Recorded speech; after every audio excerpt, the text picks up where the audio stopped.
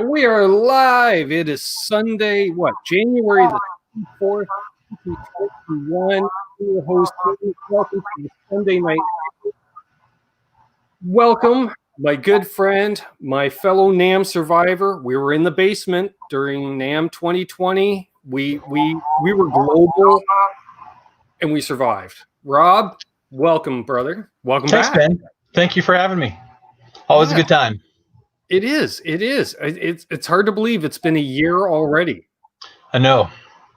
Yeah, a lot of things have happened in the last year, for good and bad for me. I mean, it's been crazy times for sure, but it's been real good. Also, of all the years, it was definitely one of them. Yeah, it was definitely one of them. Yeah. Wow, we already got quite the crew in here tonight. Wow. Starting with, I'm going to say, Ryan X was in here at 11 a.m. Eastern this morning. Just saying, he got a seat right down front, nice and early. We've got Mark Mercier here. We've got Ryan X. He's back. Good. Probably took a nap. Sandra's here. Randy Crooks. Sam Black. Welcome. England. Cold. Makes sense. Yeah. JP page 2. Terry's triple G's. He found the link, folks. He found inside baseball stuff. Mickey Settlemeyer's here.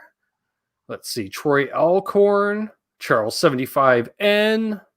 Craig Tomlinson. Thomas Santiago. Yes. Unbelievable. Who needs a pinball machine for his pedal board? That's big. You can fit a lot of pedal boards on that. Nice, nice. We've got 6-string Brian, 6-string Stanger. The 6-stringers hanging out together. Perfect. Hit Metalworks. Our good friend and fellow tone seeker, Emery from 10 Solo Music Co. Link down below. If you want to buy something from Emery, use the link down below. You know, I get a little taste of the action. There's my lovely sister, Amanda. Didn't think she'd miss this one. Adam D, Tinkerbell, Simon Mays here. Awesome. Wow, this just skipped. There's Brendan Buttcheeks himself, Brad Guitar Miller, Islander Winder, Tinkerbell. Nice. 9 Fathoms. Milk T is here. Dana, New Jersey. Terry Himes. Okay, we got everybody, I think. Nice. All right, welcome one, welcome all. If you have any questions for myself or Rob, ask away in the chat. You can do it with a bunch of question marks or a super chat or I don't know. If you have my number, text me and I'll say, write it in the chat. So there you go. You know how it works, Rob. I do. I heard my first day. Family off air. Your mic was still live. Yeah, I'm going to be on with this guy. It's going to be an said I'm going to be on the live stream. Don't bug me. And my son says what? He doesn't care. No. But that makes me remember that I do not want to have my phone go off in the middle of the show. Oh. Well, blowing up with orders, of course. Well, it's always something. Might not be orders. It might be, who knows? Who knows what kind of crazy thing can happen at 8 p.m. on 7 p.m., 8 p.m. for you, right? On a Sunday night. Exactly. All right. We already got some questions rolling in. Unbelievable. Question for Rob. With the supply chain issues this year, how was Tesi able to keep up, if at all? Well, first of all, I buy in pretty big quantities, so it didn't affect me very much. I did have some. So some of you guys know I do the Helix knobs as well, and I did have some issues with a factory due to kind of the perfect storm of the Chinese Spring Festival, or what sometimes we call Chinese New Year, and then the shutdown due to COVID. But I was able to get a lot of stuff in before they started shutting everything down in China, and I'll just tell you the difference for those of you watching in the US, the difference between how we've handled this and how China has handled it is vast. And it might seem like it's kind of going too far to kind of literally make everybody stay at home, all the factories were shut down. The only thing open literally was grocery stores. Right. And it's different type of government. So I don't know what people were doing for money, if they just were getting paid anyway, which is a possibility. But yeah, they've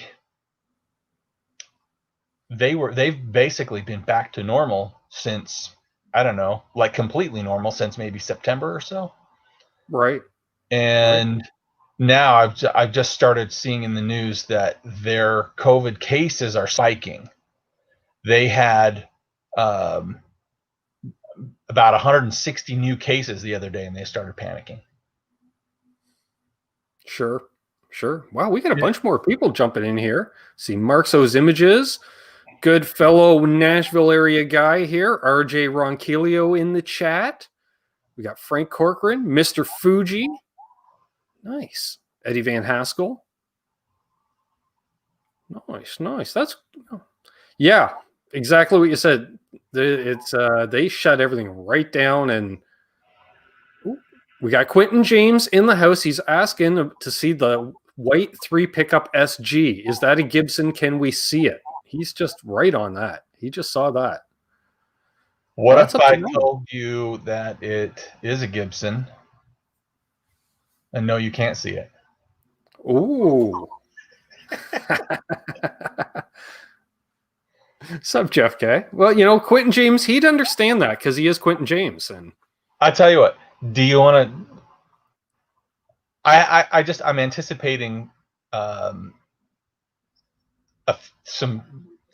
show and tell on the stuff on the wall behind me at some point.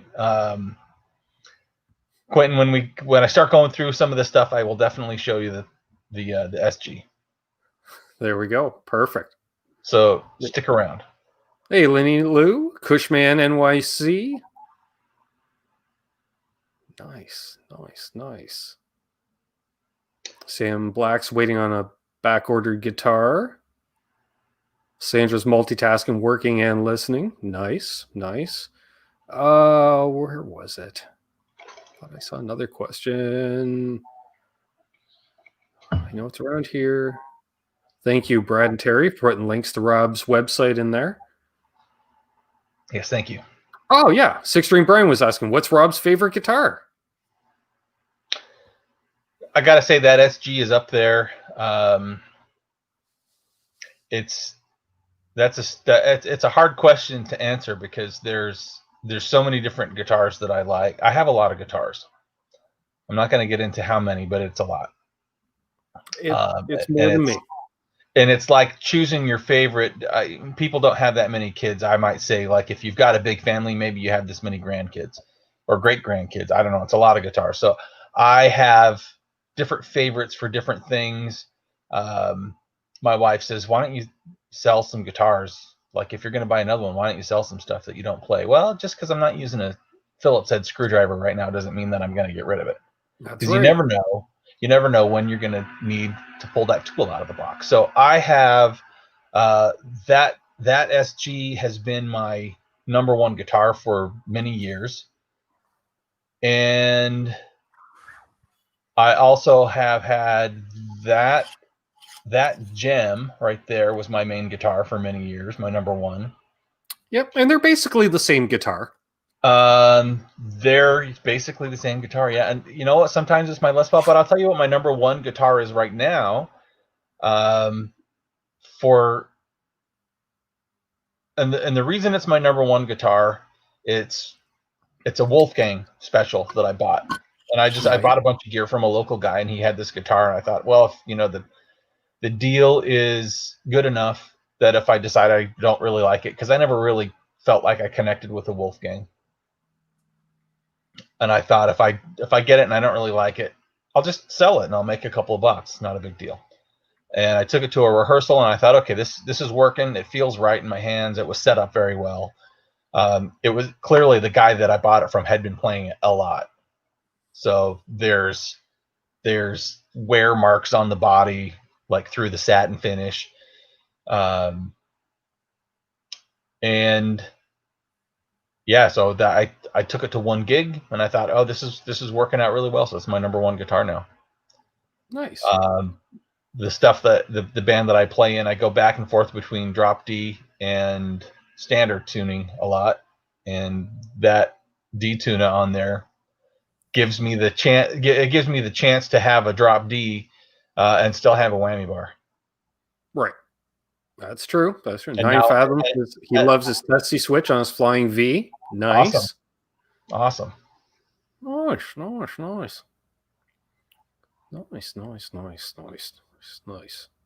But I will say that SG, that is something special, because it's got exactly the right tone for everything. You want blues, it does it. You want rock, it does it. You want, what do you want? It does it. And it plays amazing. Nice. Yes, everyone should have, like a Telly, everyone should have a Wolfgang. I happen to have a hardtail one. Why? I don't need I don't understand the wiggle stick too much. There's tricks and theories, and I don't know. I try. I have the Kramer. It's got one, and that's enough. One's enough. Yes, it's not for everybody, which is why they make guitars without it. I guess. Exactly. Hey, little roadie guitar, and Janice is here, and Stephen Douglas. Nice.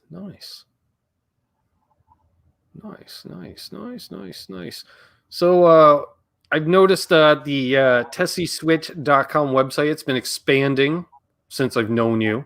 Because when I knew you, it looked like a cool Radio Shack. It was parts and a few accessories, and now there's like pickups and pedals and guitar picks and clothing, and it's pretty much one-stop. Pedal boards even. Have I seen pedal boards on there? Yeah, I have. I keep a few Voodoo Lab pedal boards in stock. So loving it. Yeah, I'm always trying to. You gotta keep searching for the. Bands don't write one hit and then forget about it. I mean, the kill switches have been doing really well, and now I've got titanium parts, and now I've got Earthquaker pedals and Keeley pedals and Voodoo Lab stuff and D'Andrea pick guards, and I probably don't have the space to add a lot more stuff, but yeah, I'm always looking for some interesting new piece that would do well. I agree. Well, having hung out together at NAMM, I get it, because we looked at all kinds of cool stuff, I will say. Yeah. There's a Guitar Man 45 in here. Yes, Simon, I saw that. He was mentioning a bit of news he had seen. I think it was according to Rolling Stone that Alex Lifeson, in fact, had COVID last year. I thought I had heard about that last year, but it was briefly in the news and then gone again, so I wasn't sure. And to answer Brad Miller, he's like, Amanda needs a Wolfgang. Well, I understand that, Brad. The problem is Amanda's not an advanced player, so I'd like to get her a Hardtail Wolfgang like my own, because she doesn't need a Floyd Rose guitar to learn on. I learned on a Floyd Rose guitar. Why not? Good luck finding a Hardtail Wolfgang right now. And I love mine, so she's not getting mine. She could borrow it maybe. But yes, I'm trying to find her a Hardtail Wolfgang. It's damn near impossible. Ooh, Emery asks, what is the next line of gear you want to add to your shop? Well, I've been talking to this guitar company called Vola. I don't know if you've heard of them. Oh, no. Yeah, maybe. Emery does the Vola guitars, so I'm teasing him a little bit. I don't have anything in the works right now, because I'm just trying to get really kind of get my head around the stuff that I've got now. I'm trying very hard to. I'm at a point now where I have so many things. I really kind of need an inventory management system where it can kind of feed my inventory to different, because I'm managing, my website, and I sell on Reverb, and I sell on eBay, and I sell on Amazon, and I'm trying to just manage my inventory with 5 different outlets that it's a challenge. It's a challenge to do that. And really, it's not that it's that hard to. It's not hard to do that. I mean, I get a sale somewhere and I just take it out of my system. But it's time consuming because every time I get a sale, I'm going in and I'm physically, so like with as a stupid, and probably most people don't care, but I'm going to tell you anyway. So that's what you get for tuning in. When you do multiple listings or multiple sales through eBay and through Reverb, also through the back end of my website, I can download a list of all the orders and it has all the pertinent information. And then I just go in and I do a little bit of typing and then I'm done. Amazon, I have to type in every single person individually. Oh, fun. So the good news is that Amazon is not the majority of my sales. The bad news is that it's growing and it's just taking more and more time. Nice. Yeah. Emery says, man, I know the feeling. All right. And I'm seeing some love for the wiggle sticks in the chat saying, I learned on a wiggle stick as well. All right. So I'll put it up to my sister. If she wants to learn on a wiggle stick guitar, she can say so in the chat and I'll put out I'll widen the search to include the wiggle stick, which makes my search a lot easier. I'll tell you that right now. Well, let me ask you, how often do you want to tune that guitar for her? Oh, I won't be tuning it at all for her. Oh, then it's not going to be in tune. I think I gave her a tuner. If not, I'll give her a tuner. Well, no, because I guess with that guitar it won't matter.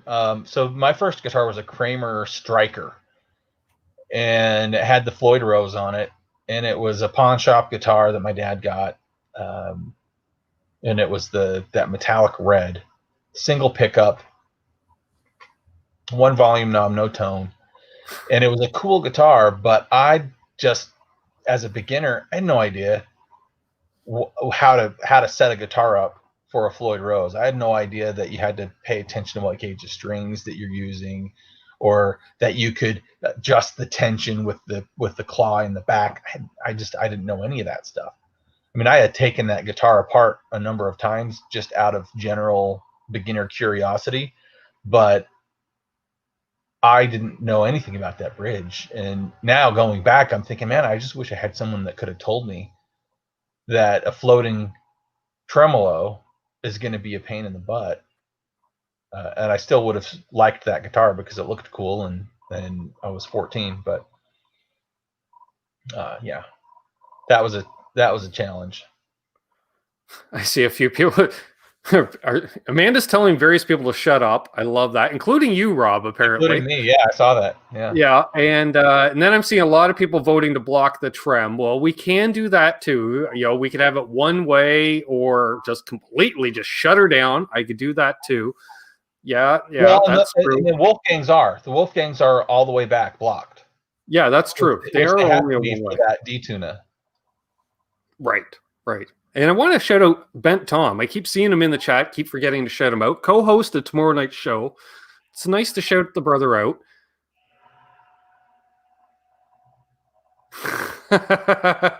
Yeah, Amanda. Well, if somebody's over the line, you have the power. Give them 5 minutes in the corner. You're in timeout. And somebody asked if Washbridge should bring back the Wonder Bar. No. Quentin James, the Wonder Bar was a disaster. 100%. Exactly. Oh, and Brad Miller was saying he's getting into Helix accessories himself. Don't know what he means, but I'm curious.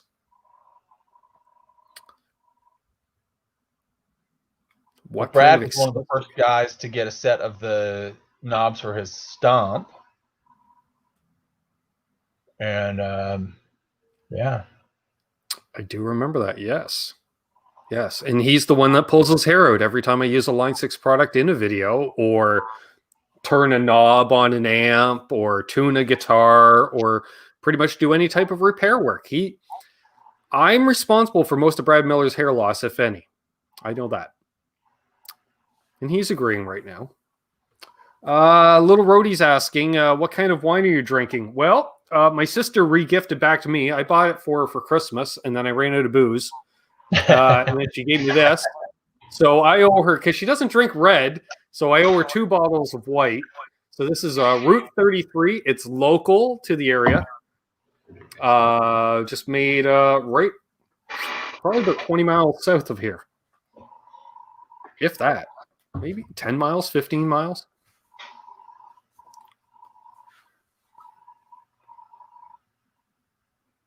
And I am seeing things about, if Amanda has to restring a Wolfgang. Well, if she wants, I can restring the guitar for her. That much I will do for her. Because, let's be honest, it is a 20 to 30 minute drive each way to her place, so I'm not driving over to tune it, but we'll pick it up, bring it over here, and throw her on the bench for restrings. There you go. There you go. Yep.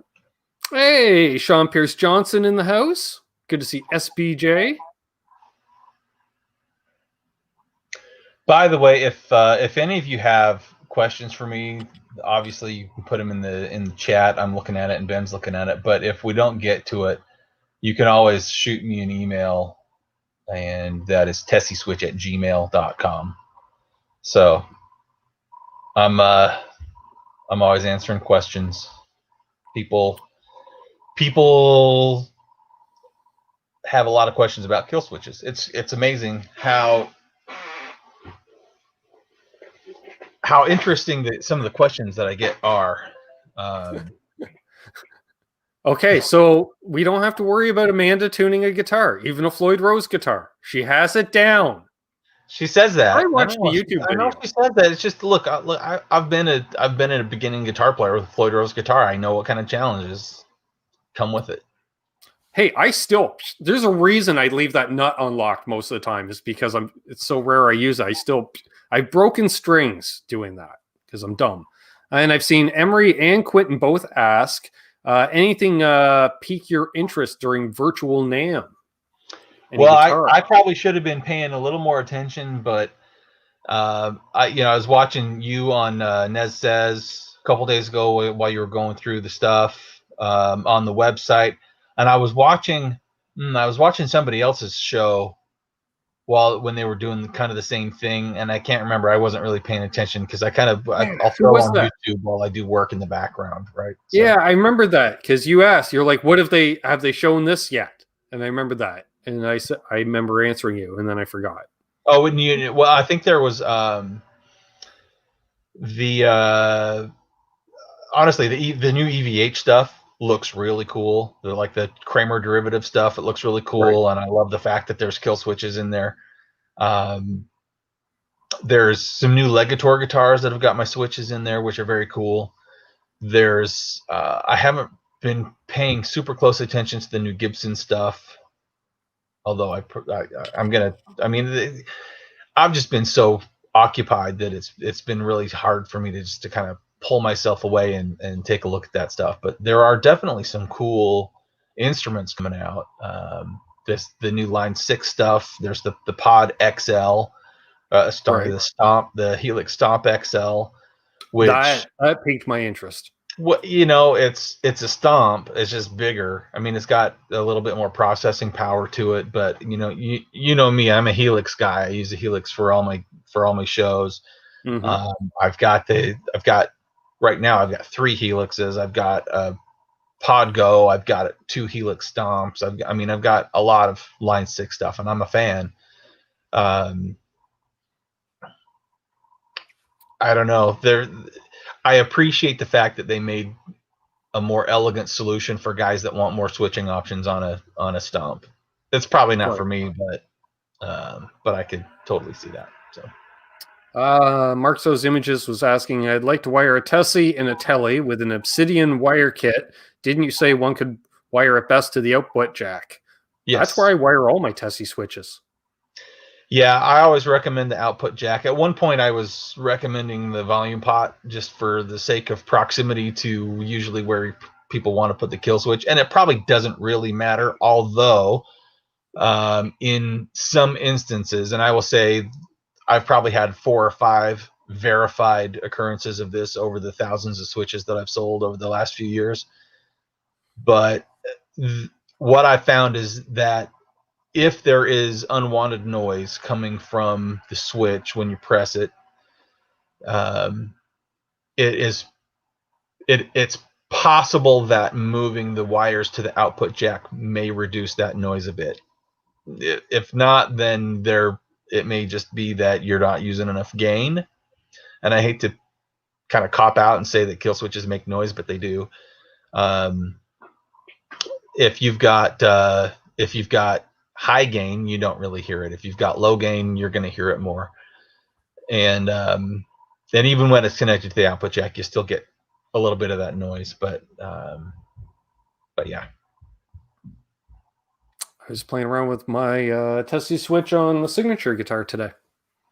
Nice. Yeah, enjoy that. Let's see here. Emery wants a Neural DSP Quad Cortex. As soon as they start shipping the pre-orders, I'll have one. There we are. Yeah, I remember it was like a Sunday morning, and like a normal human being in first world America these days, I wake up and I just grab my phone and I start looking at my emails, and there was an email link to pre-order the Neural DSP, and I thought, oh, this could be cool. And I, $200 to buy in. It's refundable if you change your mind. Okay, great. So I sent them like $200, and I'm gonna get it. But for those, if there's anybody in this room that have been on that pre-order list, it's kind of an exercise in patience, because they said November, right? And then we were all thinking, hey, this will be really exciting for Thanksgiving. And then we all thought, oh, this will be really exciting for Christmas. And now we're thinking maybe it'll be exciting for 4th of July. Who knows? Right.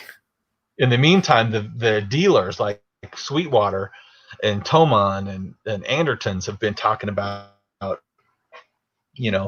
they've been putting up unrealistic release dates for this. And people are going on the Facebook groups for the Quad Cortex and saying, oh, I got a shipping date from so-and-so that says I'm going to have it. They're going to ship it December 17th. And then everyone who had a pre-order for, since NAMM last year is going, no, I'm so mad about that. They haven't even told us when they're going to ship. They're not shipping any units to anybody yet, but it's nothing punches you in the face like having, thinking that you helped fund their research and development for the past year, on the promise of getting one of the first units available, and then seeing Sweetwater come in and have it look like they're swooping in on the inventory, Right. Yeah, it doesn't look good optically, that's for sure. I saw a few people in the chat were asking any new stuff planned or upcoming on your website. Well, you do have something new that just got released on your website, 3 days ago? I do, yeah. It was released on the 21st, and I put it up at midnight on the 21st, and by the morning I had a few sales, which was cool. And if you guys are on my email list, I try to notify whenever there's something kind of cool and new out there. But it is, hang on one moment. Quentin James is asking, if I do some two-handed tapping, can you maybe put a kill switch in a small stomp box? Yeah, it's called like a tuner pedal or something like that. You know what? There's a guy, Saturn Guitar Works, and I think he's out of San Diego, and he puts my arcade buttons in like a foot pedal or like a little desktop box. It looks like so you can just hold it down as needed, and just a mute button. I'm moving my hand too fast, so it just looks like a hummingbird. So this new pedal, which is kind of cool. If you guys haven't, don't do it now. I want you to stay watching the show. But if you haven't looked at it online, go do it after the show. But it's the Earthquaker devices, and it's the Astral Destiny, and this is one of the box candy that it comes with. It's a tarot card. Nice. And it says Astral Destiny on it. So anyway, the Astral Destiny is an octal reverberation machine. They call it that because it has. There we go. So these controls down here, this is just your typical reverb, depth, rate, tone, and mix. And then you've got 8 presets, which you can control. You basically set it, and then there's a way to save it. And then you've got your reverb length, and then you've got all your different types of reverbs here. And I'm showing it to you, but I'm just going to read it to you. So there's Abyss, which is a very deep, low octave. And they kind of go all the way up for like kind of different levels with each of these presets or each of the reverb types. So we're all familiar with like the shimmer effect that a lot of reverb companies, reverb pedal have on there. So where you play it and there not only is there the reverb, but there's like the really high octave. So it kind of sounds like there's maybe like an organ or something going in the background. This does that, but it'll do sub octaves, or it'll do higher octaves, and this is what you're paying for right there, is the stretch feature. Okay, I need this in my life, Rob. You're describing people off air, and I'm like, yeah, that's kind of me noodling like all the time, and I'm thinking, I need this pedal. So yeah, I'm gonna have to. Okay, that'll probably be the next order. Yeah. So the stretch feature, this is where it'll switch between a lower octave and a higher octave. Yes. So and it's not your dry signal. This is the octave inside the reverb. Right. Maybe I'll plug it in a second and give you guys a quick little demo if you want to, but it's a special, I can't remember what Earthquaker calls it, but it's their special kind of whatever switch where if you tap it, it just goes, but if you hold it, it slowly ramps up to the higher one. Nice. Or down, depending on what you're starting from. I dig that. Yep, that. And you can go in and you can adjust how fast or slow it ramps. Nice. You also have, so on the top of the pedal, you've got your ins and outs, and then on the side of the pedal, you've got an expression control.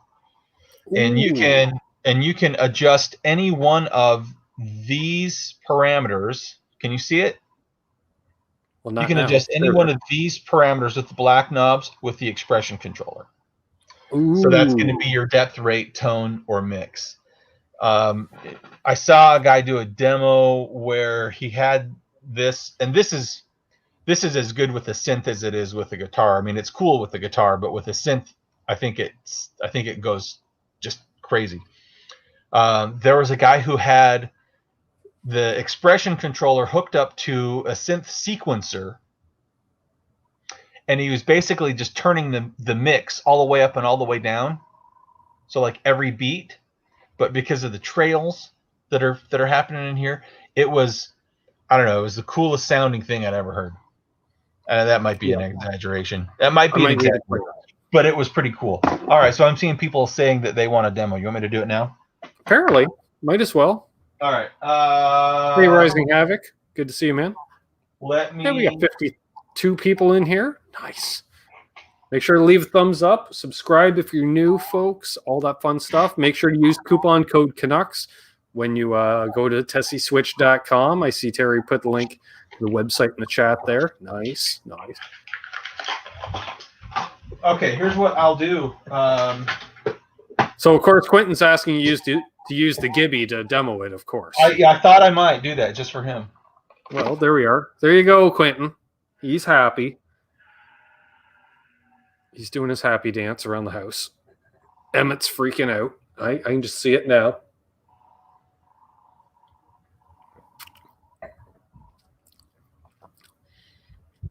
Yo, absolute mayhem. The best way to do this. What if I sit back here? Is that a big deal to you guys? Do you care? You do whatever you need to do.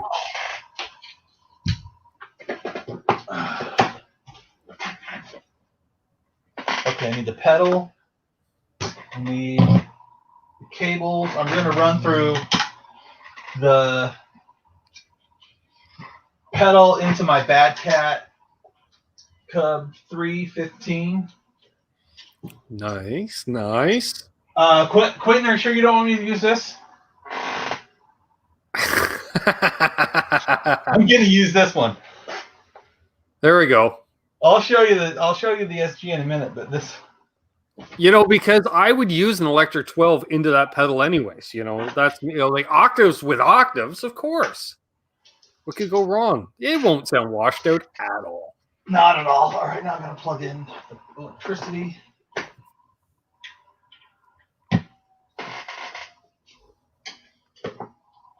Okay.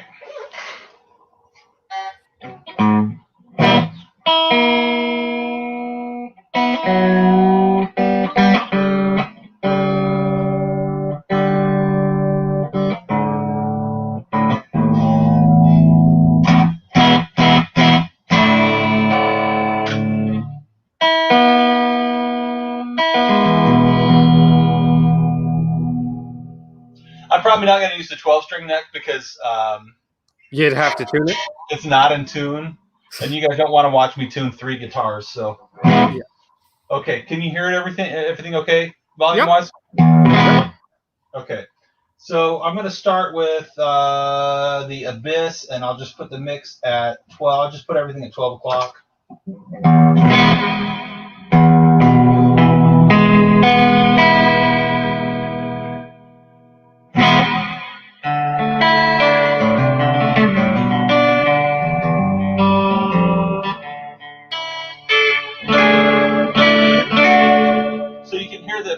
Hear kind of the reverberation happening.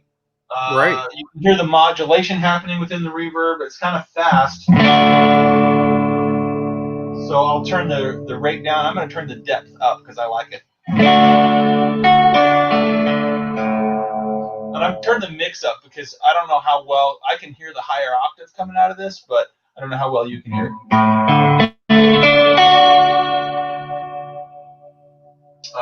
And the length. We'll turn the length up.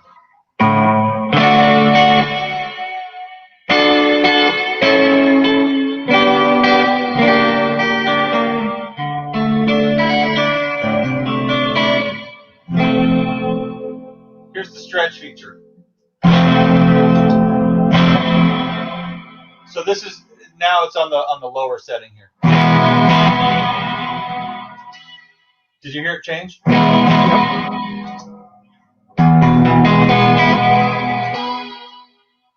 In the trails, but then there's could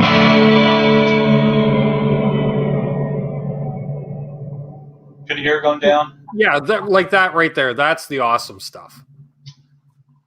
And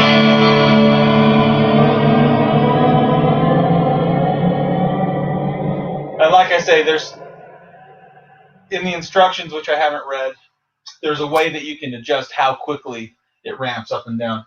I'm just going to turn this up a little bit more.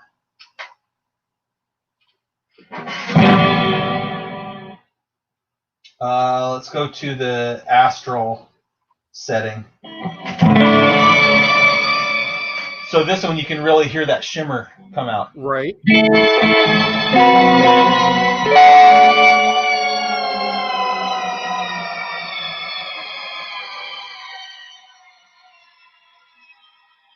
Nice. What's up, Gary? Right. We got Matthew Stewart here. Blackjack Guitar Nut. Yeah, nice.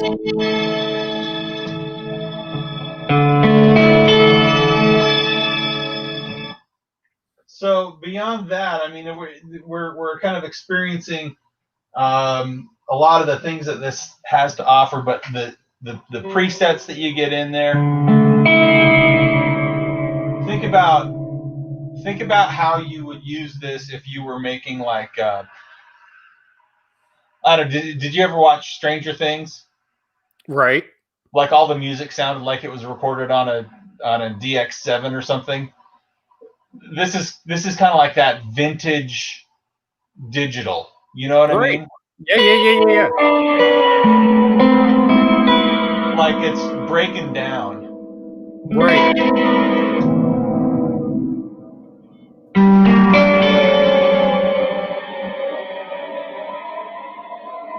Hey, Fruitcake Tony and Poo Ninja joining in.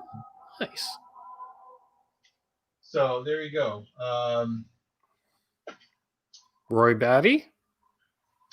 Anyone else joining in? Thanks for stopping in, folks.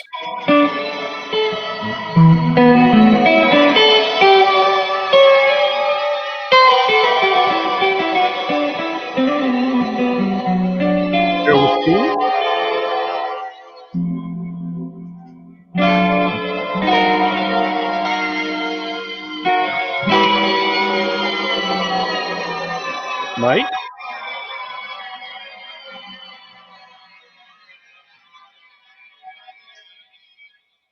So yeah, there you go. Imagine that with some, other effects, like with a nice delay effect, running the delay after this. Think about how crazy that would be if you're doing just like single note line.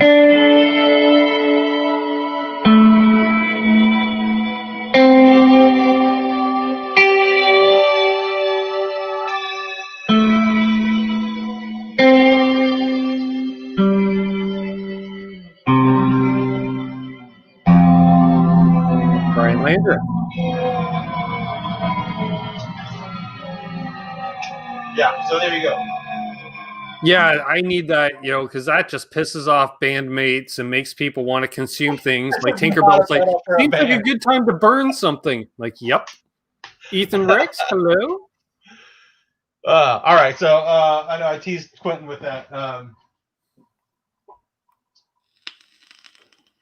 Let's talk about this. Nice. This has been beat up quite a bit, and it wasn't in perfect condition when I got it, but it definitely needs a good thorough cleaning. I don't know if you can see on the back here all the black stuff that has kind of gotten into the finish from the various shirts that I've worn at gigs. But yeah, it's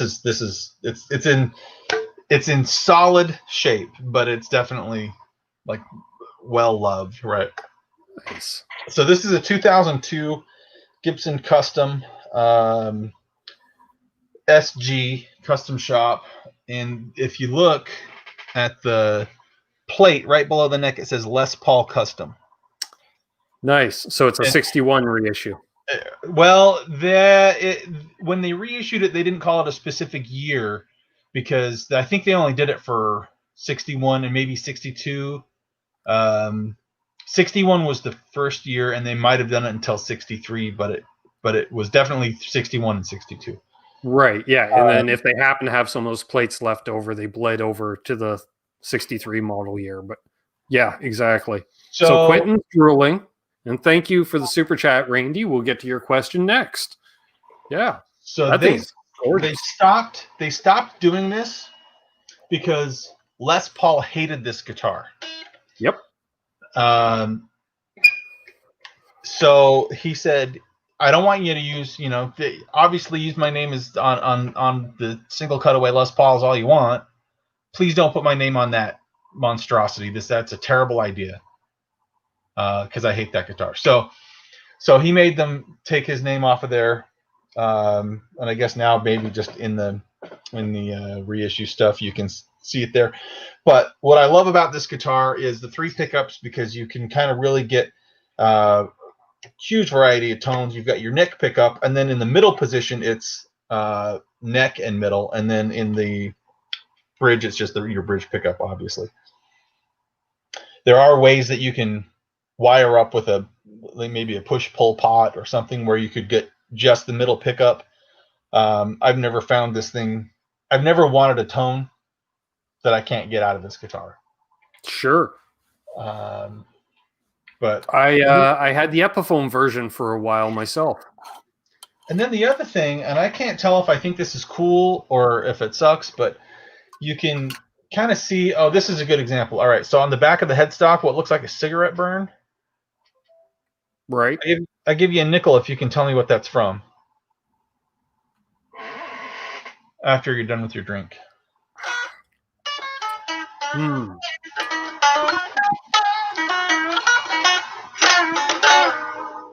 From leaning it against an amp. I appreciate the thought that you put into that response, and I will say you're close, just in the sense that you didn't say that it's from a cigarette. I don't know how you'd burn it with a cigarette there unless you were doing it on purpose. Yeah, right. That's where I had the headstock tuner set on there. Aha. Right. So that makes sense. And then there's like a little bit of discoloration. I don't know if you can see it. If I can get it up in there, a little bit of discoloration, like right in here, which it had when I got it. And you know, I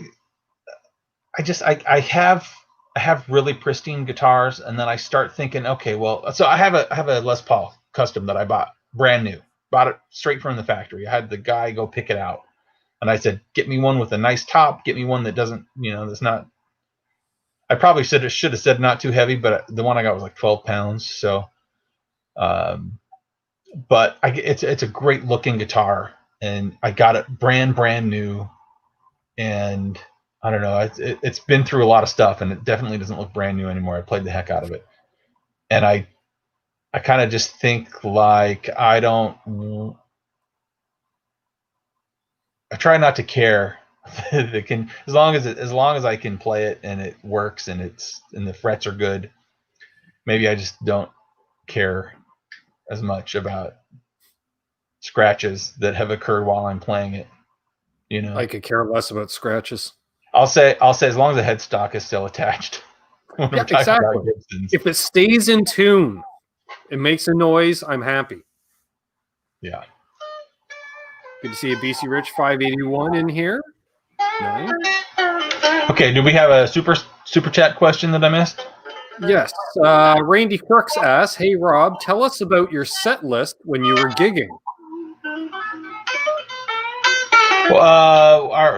Most recently, so I play in a Kid Rock tribute, so it's all Kid Rock stuff.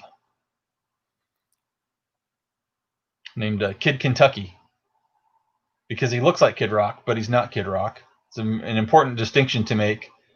So he's been kicked off of Facebook a number of times for looking too much like Kid Rock, I guess. Right. So yeah, but I've played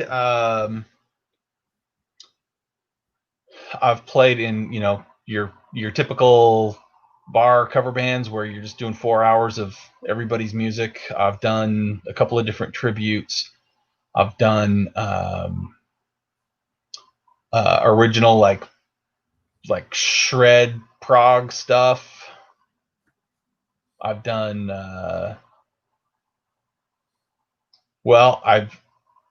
I've got a gig with, or I've got a position with a band coming up that does like classic oldies with the original artists. So a friend of mine has been the drummer of this outfit for many years, and he called me up and says, hey, you want to come out and audition? We're just going to start looking for bass players. And so I drove out to Atlanta, and I played with the band leader and the drummer for a couple hours, and they just put some charts in front of me, and I just went to town on it, and hopefully didn't suck too bad. But the problem is that the audience that goes to see those types of shows is typically what we might consider at risk in this pandemic era that we all live in. So all their shows have been getting canceled or postponed, or sure. So while I went out, I think I went out in maybe September and met with those guys, and then they said, well, we've got something on January 29th, but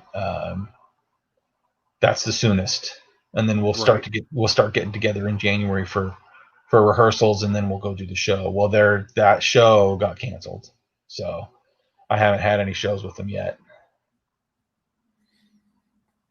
But it's in the works. It's you know what? We'll see, I guess. I see Brian Landreth is eating chili while watching us. Okay, just rub it in, chili. I almost made chili for dinner, but I didn't.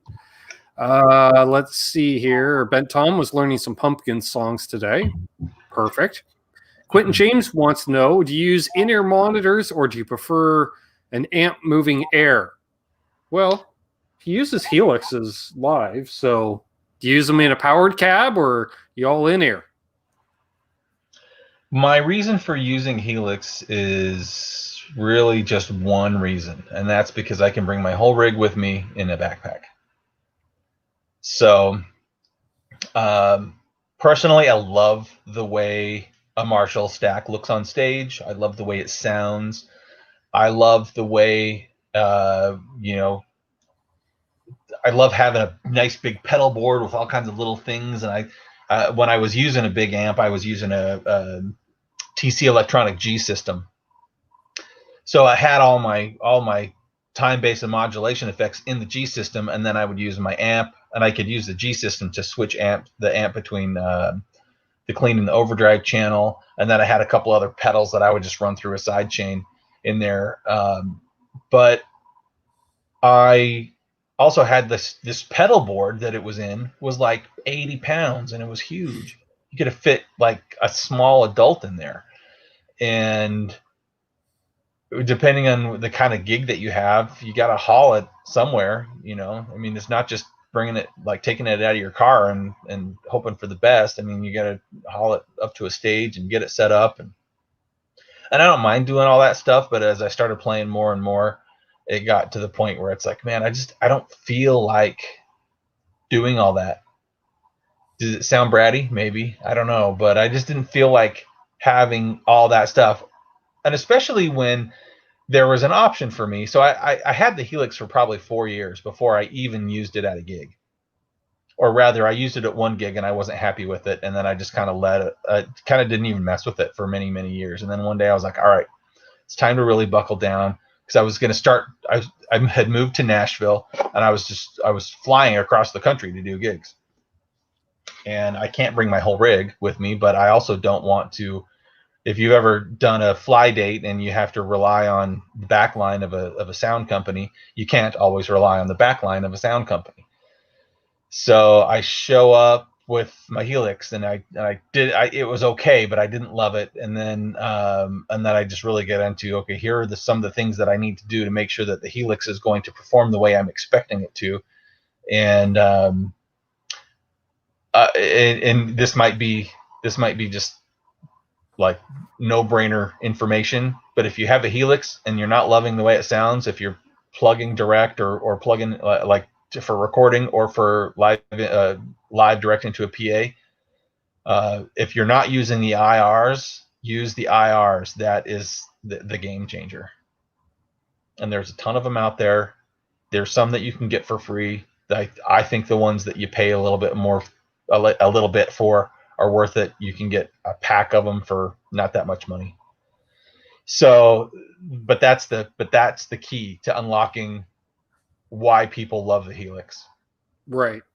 And then so now I'm walking into a gig with a backpack of Helix and a backpack of a guitar, and that's my whole rig. And yes, I do use in-ears. I'm pretty fortunate. Most of the places where I'm playing, they have either the Midas or the Behringer X32, which is great because you can connect your phone, or I have a tablet that I bring with me. You can connect to run your own mix. So I'm not sitting there looking at the sound and I'm going, no, I need more of that guy. Oh no, bring me down.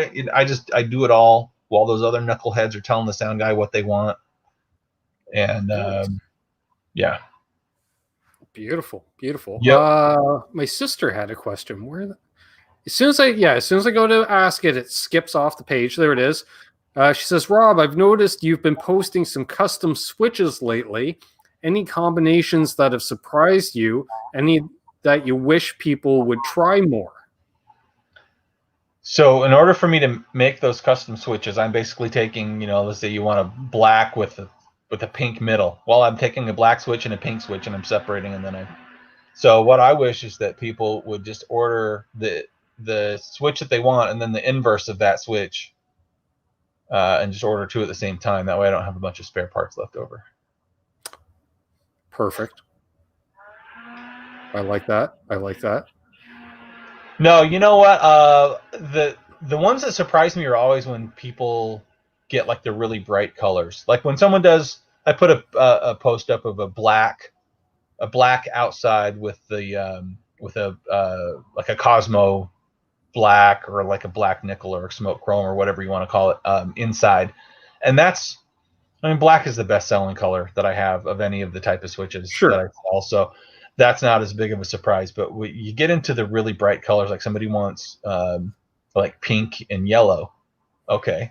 Somebody wants orange and green.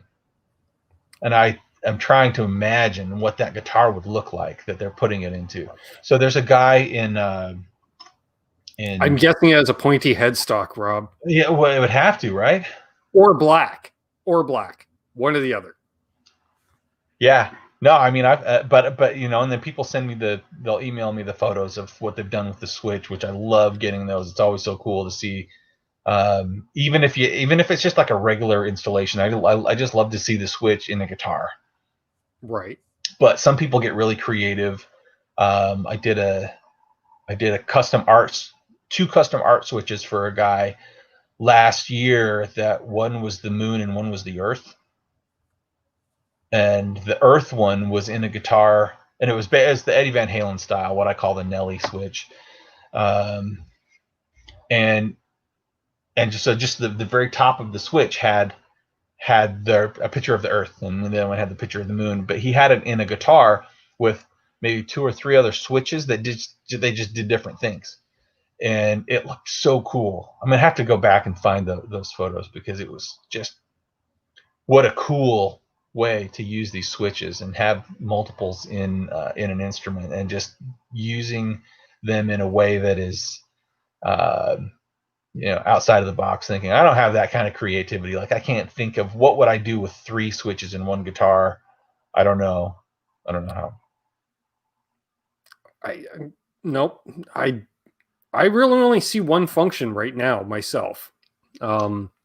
Maybe a phase, in and out of phase, will give a slightly different tone back and forth. I don't know. Well, so in the latching switches that I have, you can use as like a coil splitter. That's true. It's not like the only thing you can do with it is just cut your guitar signal, or use it as a stutter or a mute switch. But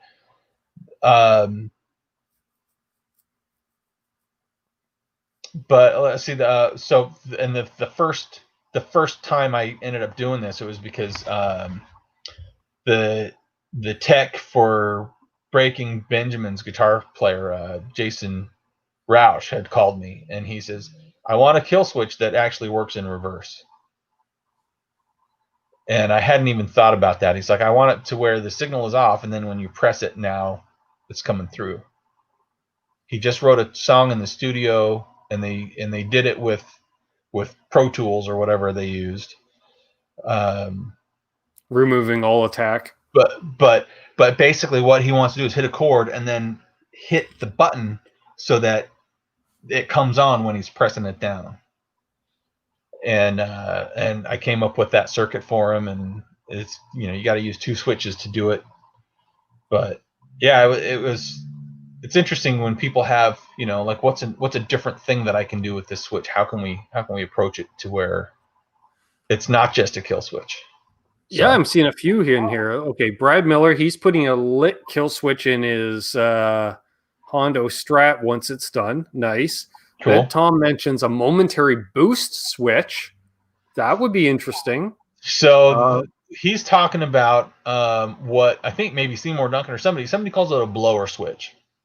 And think about like old classic cars, right? Where basically it's you're bypassing something in order to get more power out of it for just a moment. And and that's what this would be. So you could do that with a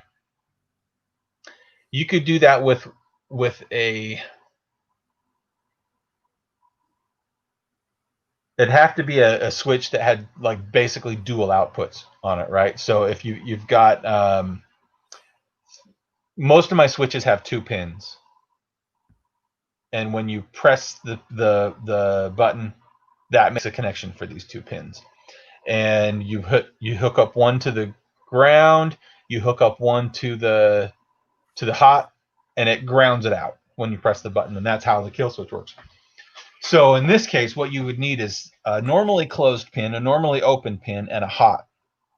and the common pin, right? So the common would be the input in this case, and then the normally closed and the normally open would be the outputs, and you would send one to the volume pot, and then it would go through like your volume or tone or whatever.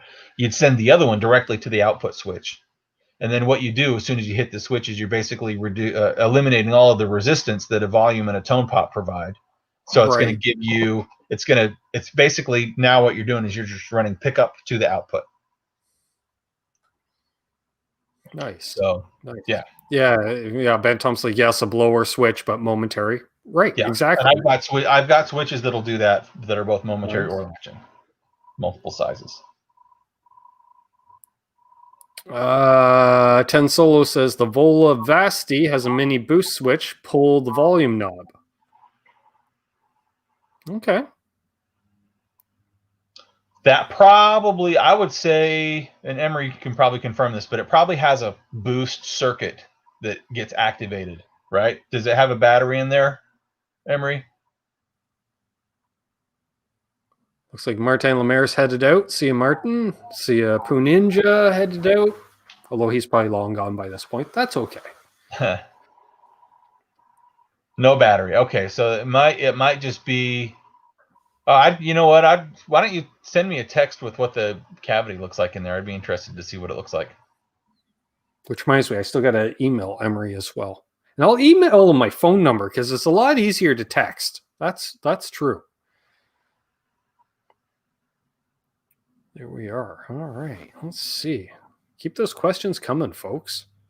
He says he can do that. I figured you could, Emery. We have faith in you, bud. We've been meaning to get together for some. He doesn't live very far from me.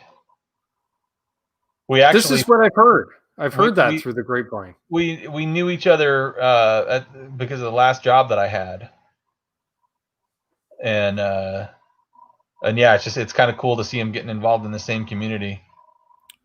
Right. So I left that job in March when when everybody started getting fired. Right. I know it's fun to say furlough or laid off or whatever, but my boss called me and he said, I said, hey, how you doing today? He's like, man, I'm bad. I says, well, what's going on? He's like, well, I got to fire my friend. And it took a second, but I was like, oh wait, I'm the friend.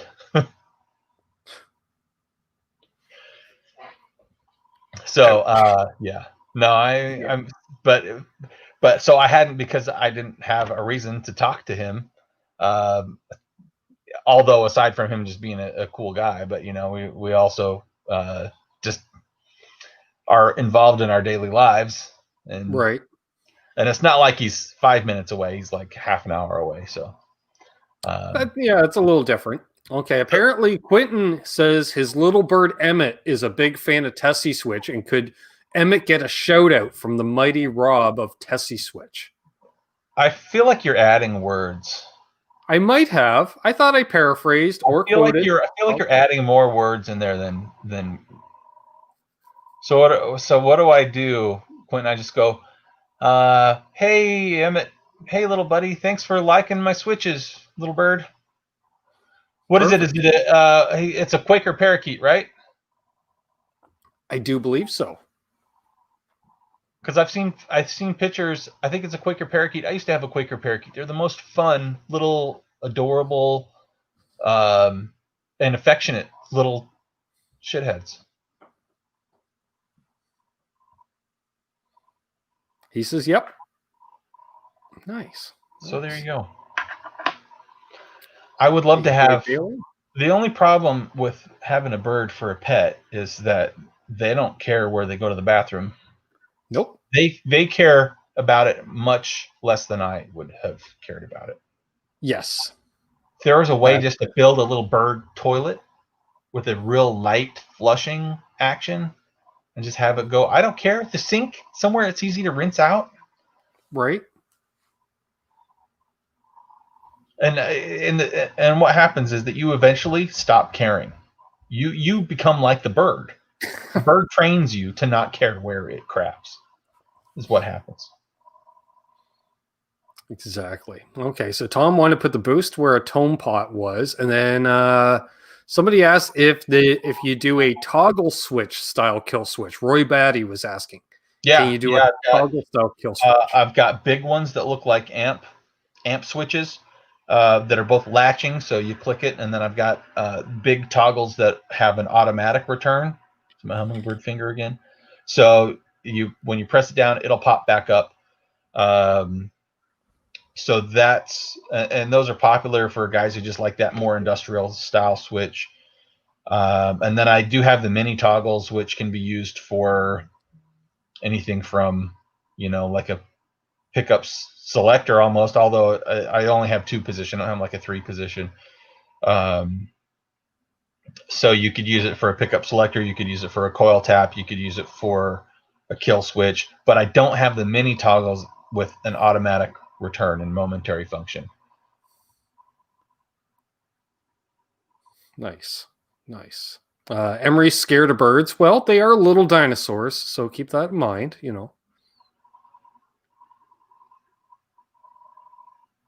So, Quentin, does your bird not like me because he doesn't care where he shits, or is it? I like birds. I do. I miss having birds as pets, but I don't miss the little presents that I like to leave all over the place. Exactly. He says, yep. Emmett's a free spirit, much like Quentin. Neither one particularly cares for pants, You can't cage a free bird. That's true. Like Emmett or Quentin. And I should mention, folks, breaking news. Quentin James is my guest on next week's Sunday Night Hang. So cool. Yes. So we'll talk to Emmett next week. Maybe not as much Quentin, more Emmett. I'm not sure.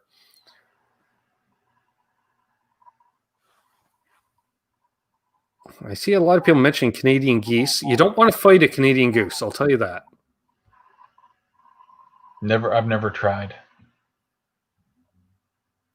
Robot Master Switch asks, can you ask Rob if the 8mm micro metal kill switch would work on a strap pickguard easily? I want it like right above the volume pot next to the switch. Thanks. The only thing that you need to worry about when you've got a Stratocaster and you're placing a kill switch, yes, it'll mount onto the pickguard, no problem. The wires are long enough for where you want it to go. The wires should be long enough to reach the volume pot for sure, but maybe even the output jack.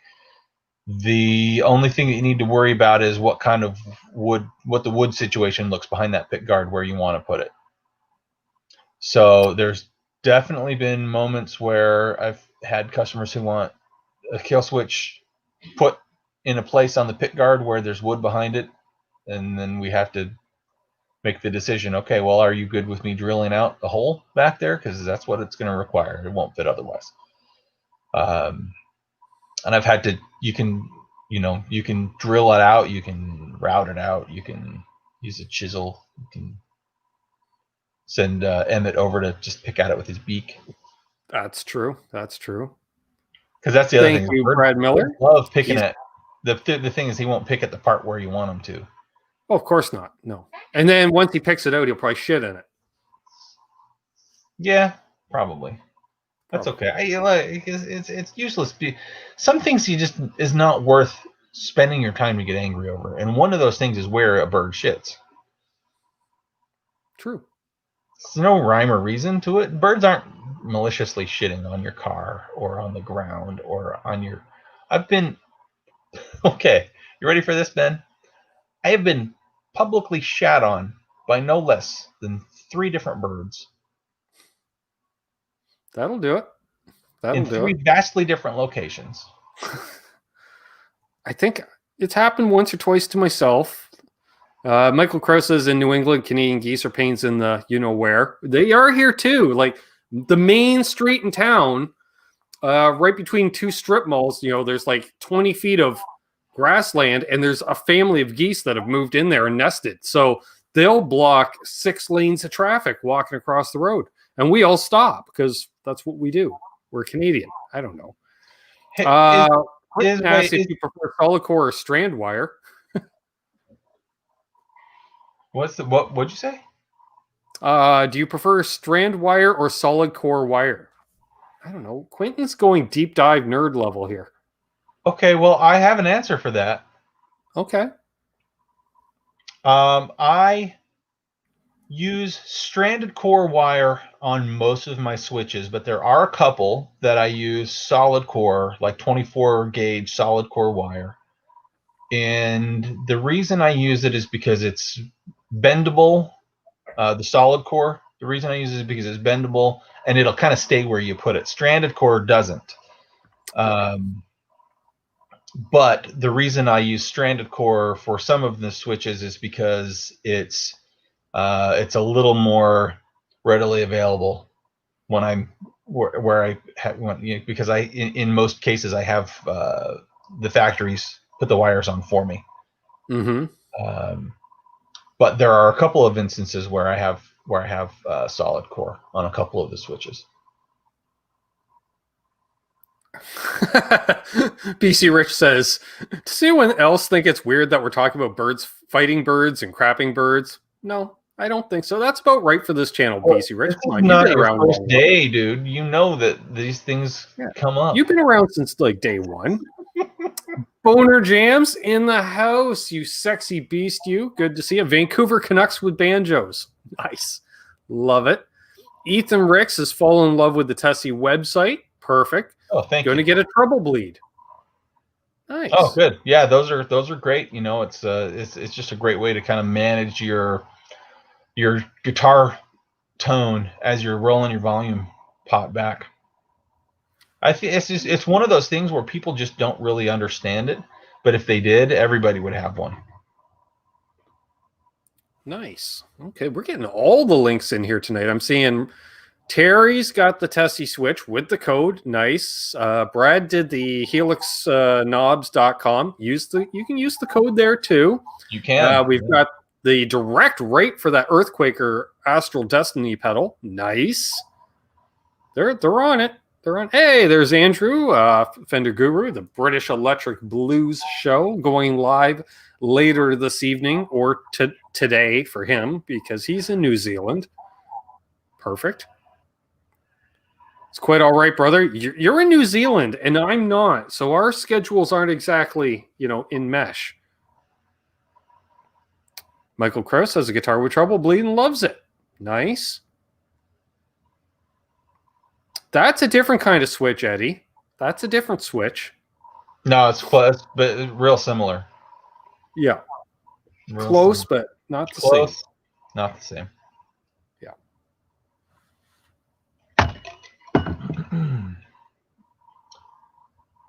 Yeah, exciting stuff. The Astral Destiny. You want your very own Astral Destiny tarot card. Which I think I do. It's funny because I wasn't the biggest Earthquaker fan in the past. Like stuff, it didn't bond with me. That's cool. That thing, I like that. Although I had one of their delays. That's right. It was pretty good. Sold it. Well, as you know, Ben, I go through a lot of pedals. I get a lot of stuff in. I buy and sell a lot of used pedals. Yes, you do. And there's so I've had my hands on a lot of different things, and I will say that this Astral Destiny is probably one of the coolest, most unique circuits I've ever come across. I mean, there's a lot of cool like reverb stuff out there. There's, I wish I could remember what it is. It's like a Mr. Black or something like that. I can't remember what it is, but it's one of those like not household brand names. Right. And it was a reverb pedal that had a hold feature where it's kind of like the freeze pedal from Electro Harmonics where you play it and then you hit the the freeze, and then it keeps that whatever kind of going in a loop, like that same chord while you can noodle over it. It does that, but the effect of the whatever you had set up is in that loop, and it's not such a hard, like choppy effect like the freeze pedal is. Right. But then the reverb on the pedal itself also is on your whatever you're playing over the frozen or the frozen part. Right. So Boner Jams with a question here, and thanks for the super chat, brother. Darth Vapor and Rob, what albums are you looking forward to this year? Chat, what are you looking forward to in 2021? Let's see. I'm going to say I am looking forward to the rumored Steve Vai acoustic album. Rumored Steve Vai acoustic album. Mm-hmm. I had not heard that. I heard it might even be fully recorded at this point. So what is it? Just him, or is it like a band and he's playing an acoustic guitar? I am not knowing. That's why I'm really looking forward to it. I'm like, what the hell could it be? Interesting. Mm-hmm. Yeah, that would be cool.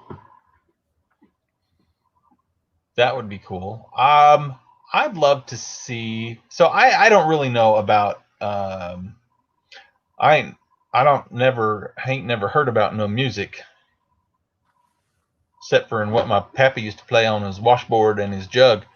But I would love to see a new album by the Les Claypool and freaking Sean. Was it Sean Lennon? Right. Yeah. See another one of those. Good stuff. That was good stuff. Mm-hmm. I agree. Nice comment here. Robot Master Switch says, I really appreciate that Rob sells the proper drill bit for a clean installation. That's huge. There's nothing. There's just no way I can respond to that without. Okay. So the problem is that if you don't have the right bit, then your hole is either too big or too small for the switch. Well, if it's too small, the switch isn't going to fit in there, and you have to come up with another way to make that hole bigger. Now, you can kind of like go around it with the drill, but that's never... And with some sizes, you just can't get there. So then what are you going to do? File it with like a rat tail rasp? Yeah, it might work. I've done it that way. If you have... So like let's take the 24 millimeter arcade button. It's 1 inch. It's basically 1 inch. If you drill a 1 inch hole, it's going to go in, but it's going to be a little loose, just a little bit loose. It's going to be just not quite be right. It'll go in. You probably won't even notice right away. But at some point, you're going to be like, I've been doing this, and it's kind of started. So I have a 24 millimeter. Exactly 24 millimeter drill bit, exactly 30 millimeter, exactly 12, and exactly 16. Well, my trick is if you got to widen out the hole, if it's through the pick guard, I find if you just use a butane on the switch itself for a good minute and a half and just mash it right in, it doesn't work too well afterwards, but it fits nice. I was going to say, yeah, I don't recommend that because you might melt the insides of the switch. Well, they usually ooze out a bit, but I just kind of shove them back in there and hope for the best, But, it looks great. I'm telling you, it looks great. As long as it looks great, I guess. Yeah, nice, tight finish, fit. Yeah. Don't recommend that, folks. Although there is a video, I think there is a video or two on the channel of me installing a Tesi Switch, and I think, there are a few videos out there of people doing them, although I remember I still had to call Rob to figure it out the first time I installed one because I'm that dumb. And he's like, really, dude? I'm like, yep. And then I realized it was because I had to cover off my telly. It wasn't completing the circuit and it wasn't working. That shouldn't matter. Yeah, but I think, well, maybe the output jack wasn't mounted in the plate yet. There's something, but as soon as I put it together and buttoned it up, it then worked. And it was something stupid like, you were like, is this actually touching this? And I'm like, well, no. You're like, you ever heard of completing a circuit? And I'm like, yes. Give your head a shake. I'm like, sure. You're like, care to share? Of course, Like I'm never sober when I do guitar repair because yeah, why would you where's the be? fun in that? Why would you be? So there's a guy that I was helping him with some guitar wiring, and I mean, I've been doing guitar wiring for 30 years. I don't know, a long time. I mean, probably I actually found my old receipt book from like 25 years ago, 20 years ago. It must have been, like 25 years ago, for guys that I was just people that I worked with, but I kept track of everything that I did, and I made little notes of everything, and it was kind of fun to go back and look. So I've been doing guitar wiring for 25 years, we'll say, and I have literally made every mistake there is to make. And the one that I made the most often was putting everything back together before I tested it. You know what I mean? So you get to the point where you're like, man, you get that last piece of solder done. You're like, I got the pickups in, I got the solder done, putting the stuff back together. All right. And then, and everything's like, the plates are back on. You got the knobs back on. You're so excited. And then you go to plug it in and it's like, nothing works. Right. So then you're like, okay, all right. Plan B. And then, like back in those days, I was always, like, if I was replacing pickups, I would write down where every wire went. And so I've got somewhere, I don't know where it is, but somewhere I've got a book with all of my hand-drawn diagrams for Seymour Duncan pickups and DiMarzio pickups and super switches and kind of, whatever else you got out there. And mostly just, okay, this is how I took it apart, and this is how I need to put it back together. And I still, even with the drawings, I'd have to go back and then I would look at it and go, man, I must have been tired or something, because this is not at all what I'd written down. But it always, at least, like, maybe there's one wire off somewhere, like, that was going somewhere. It typically, and I'll just, like, for you guys watching, you guys that have ever done any guitar wiring, like 99% of the times when there's a problem, it's because you're grounding something that shouldn't be grounded, or you're not grounding something that should be. That's all there is to it. And there's especially with if you've got a 5-conductor pickup and you've got 2 of them, well, now you have 10 conductors that can potentially, if something is sliced through the plastic covering of the wire, it can hit. And sometimes just shoving that cavity plate back on there, or the strap pick guard back on there, and not making sure the wires aren't doing what they should be doing. Like, if they slam into each other and break through, then you're going to have problems. There was a guy that I was helping with a wiring issue, and he says, I'm trying to do this, and he sent me a diagram, and then he sent me a photo of what he had done. And I don't know what he was looking at when he did the wiring, but it wasn't the diagram that he had sent me. And I just, at the very least, we're all familiar enough with signal path, where it's got to go from the pickup to the jack, or from the pickup to the selector, to the pop, to the jack. This was not this. I don't remember. I'd have to go back and look, because I have to look at the photos that he sent me. It was just so bad. Fair enough. Unfucking Believable asks, your favorite humbuckers. What's your favorite humbuckers? It's going to depend on the guitar, just like the guitars have different reasons for existing. But I have always liked the Evolutions. I'm a huge Steve Vai fan. Can you see it? There's my gem. There's my gem right there, and right there. They both have Evolutions in them. Although that one's going to get a facelift pretty soon, and I've got I think it's the Gravity Storm pickups that I got for it. Oh, nice. But for my Gibsons, I love the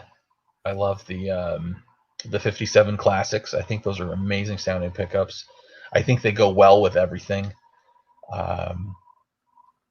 That's what's in my Les Paul, and that is also what's in my SG. And I think it's what's in my double neck too. I mean, that's the 57 Classic is what they were using for a lot of guitars.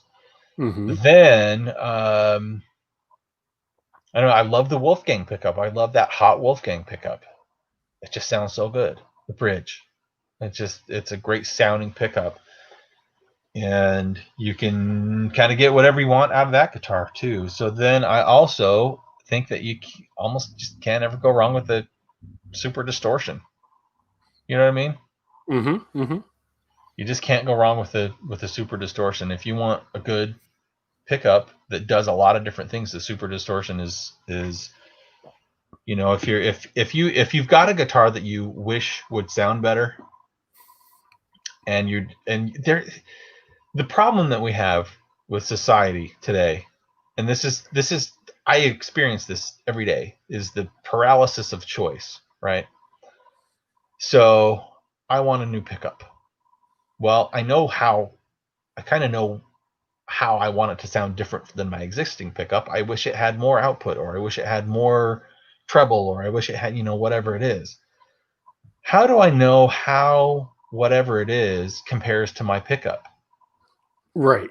How do I know any of that? And I think that if you're having trouble kind of figuring out, you don't have any recommendations, my recommendation is you can never ever go wrong with a Super Distortion. It was DiMarzio's first aftermarket pickup. Yep. It's been on the market for what, in the mid 70s, early to mid 70s. Yep. You like Ace Frehley? Ace Frehley used a Super Distortion. I modeled my signature humbucker off of it. It's called the Knuckbucker. A lot of people have used a Super Distortion. It's probably one of the biggest selling aftermarket pickups of all time. Can't go wrong with it. I just don't think there's a way. Exactly. You can wire it wrong. That would be a problem. We got Eric C jumping in here, and hey Driddle, good to see you, man. Awesome. Yeah, we'll go for a little longer here, folks. Keep those questions coming in. Got a few more minutes to go here. Why not? Let's see here. The one truly holy pickup according to TTG. Well, there we are. Yeah, I recommend the Knuckbucker. If you like the DiMarzio Super Distortion but don't want to pay the money but still want double cream bobbins, please sue me, DiMarzio. I could use the advertisement. Go with that one. On the newly revamped Reno Fin website, I do believe.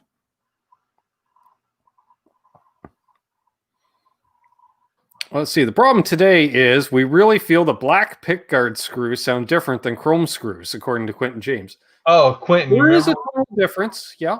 What was it? Billy Corgan? Did Billy Corgan come out like a few months ago or a year ago and say he could tell the difference between the tone of a blue guitar versus like a red guitar?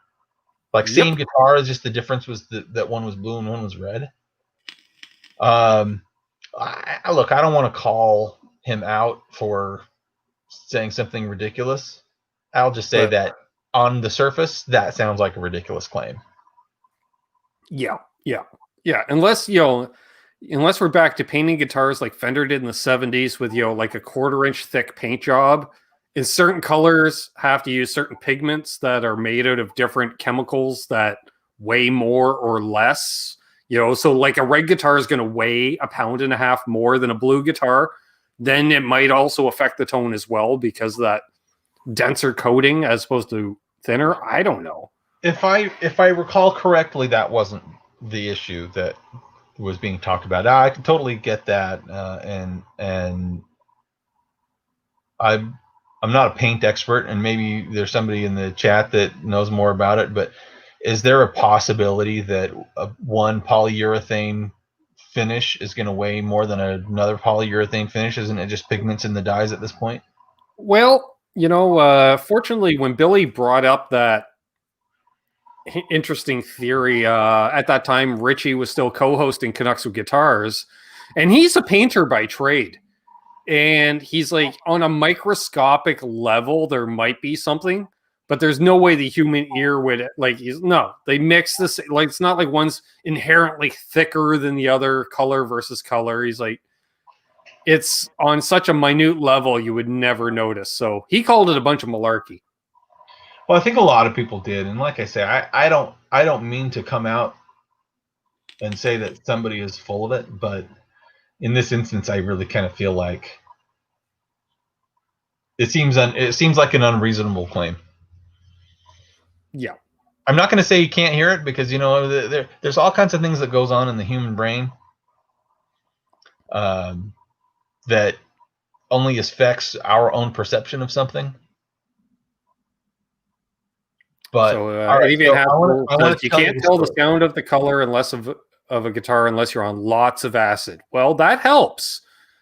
That helps. And I see Laz decided to join us. Welcome, Laz. Yeah, you're an hour and a half late, buddy, but that's okay. Sure. So I want to tell you one remarkable story about, and this is a story that I'm hearing secondhand. So I'm hearing it from the guy to whom it happened, right? Mm-hmm.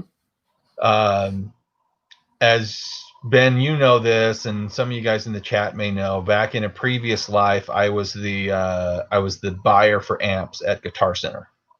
Right.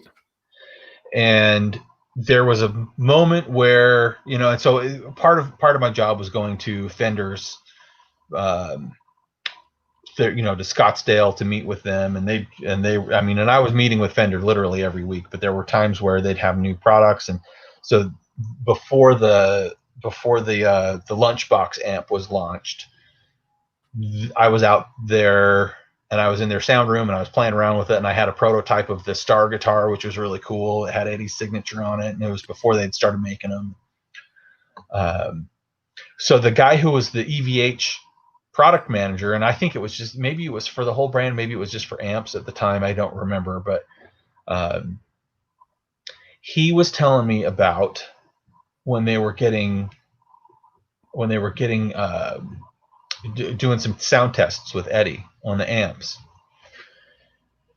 and he's in the studio and he's going, man, I don't know, there's something wrong with this amplifier. I don't know why it sounds so bad over here. Let's try a different outlet. And they move it over to another outlet. He's like, yeah, this is better. I don't know what it is, man. Maybe you need to check that out or something. There's just something wrong with the amplifier. And sure enough, they ended up running a tester, and it wasn't providing enough voltage to the amp, or it's providing too much. I don't know how it works with Eddie, right? But either way, it wasn't providing exactly the right amount of voltage to the amplifier. But and the way the story was told to me was a lot longer and more involved, but basically, Eddie was the only one that could hear a difference between these two outlets. Everyone else was going, Ed, you're crazy. And he was going, I'm not crazy, man. It doesn't sound as good through there. It doesn't sound right.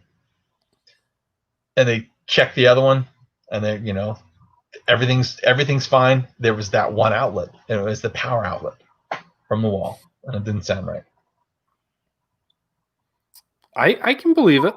I believe it. Because that explains a lot. You show up at a gig and all of a sudden your rig sounds like ass. And you can't figure out why. You're like, I didn't change any settings, and it just sounds different. Like, sure, the room's going to be different. That's going to change it a touch. But all of a sudden, I've had some nights where I'm literally re-EQing amps because of what, you're at the limit of the outlet on stage or whatever. Yeah, that's one thing, but in this particular instance, I honestly, people have, there's always like little subtle things that people do to like tune a cable, for example, and as much as you want to call monster cable like snake oil, or I'll tell you this, you can hear a difference, but yep. In order for you to hear this difference. So if you remember when Fender had their acoustic cable and bass cable and electric guitar cable, mm-hmm. They stopped doing that. But there was a tonal difference for each one of these. There was some frequencies that you would get accentuated in each one of these cables. And this is some cable nerd science. I don't get it. I don't understand it. I don't know how they can do it. To me, a wire is a wire. Is it not? I don't know. I'm not the guy to ask about that. Don't ever ask me to design your instrument cable and do something special with it. I can put a 1/4-inch jack on the end of a, but when you sit down and you ABC these cables, you will hear the difference. Oh, hell yeah. But if you say, all right, today I'm playing this one and tomorrow I'm playing the next one, you're not going to hear the difference. So in that case, is it possible that the difference is too subtle to even matter? Right. Exactly. Yeah. There are certain rabbit holes. You just don't do it, folks. Don't start grabbing a 30-foot cable and a 10-foot cable. You will hear a difference. Don't do it. Trust me, it's a rabbit hole. Just don't. So you know what it reminds me of, Ben, and I realize the analogy is probably unnecessary because I think we probably are dealing with mostly guitarists or musicians in the chat, or guitarist musicians. I don't want to differentiate. I would if it were drummers. I would say musicians and drummers, but but if you think about the ratio of, like, take a stock car, all right? Like, so you just bought off the lot a Monte Carlo, and you want to get another 100 horsepower out of it, and it costs you $2,000 to do that. Well, the next 100 horsepower is going to cost you $10,000. Mm-hmm. And then you're looking at about $500 per horsepower, per 1 horsepower after that. So you have to think there's I can spend $70 on a pickup and I can drastically change my tone in it, but it could be better or worse depending on your perspective. And that's the nice thing about what we do, is that it's all about your personal preferences. It's not measurable. Your tone isn't measurable like horsepower is, but you get to the point where there's only so much you can do, and then shut up, Quentin.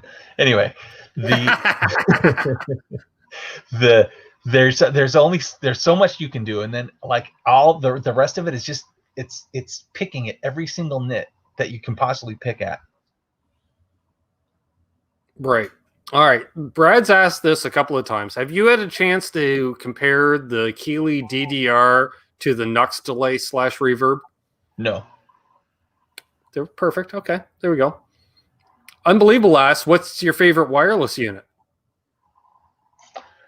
I've been using the Line 6 G70 for years. And I have the G90. I've got the new one, like, with the switchy stuff.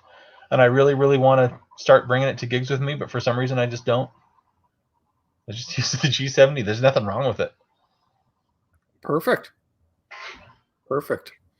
Mark is asking your opinion on the Magnatone Twilighter stereo. I don't have an opinion. I will say this. I have not heard a Magnatone amp sound bad. True. So just by way of comparison, so for me, Magnatone kind of exists in that like Tone King and the like the Swart and Divided by 13. They kind of exist in the stratosphere of boutique amplifiers, right? Right. And I've definitely spent some time, not a ton, but I have spent some time with the with Magnatone amps, and I don't think there's a bad bone in their bodies. I don't think there's a possibility.